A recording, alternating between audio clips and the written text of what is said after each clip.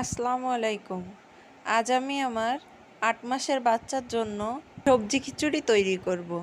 যদি আপনাদের ভালো লাগে রেসিপিটি তাহলে বেশি বেশি শেয়ার করবেন এবং আমার চ্যানেলটিকে সাবস্ক্রাইব করে দিবেন আর একটা লাইক তো অবশ্যই দিবেন।